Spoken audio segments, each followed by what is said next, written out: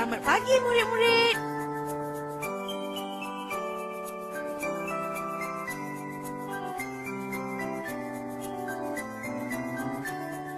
Guru setiamu cikgu telah mengajar kami, membekalkan ilmu untuk masa depan.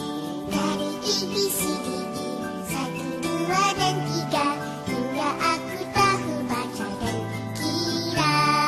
Tak terhingga pengorbananmu, hingga aku besar kan ku ingat selalu.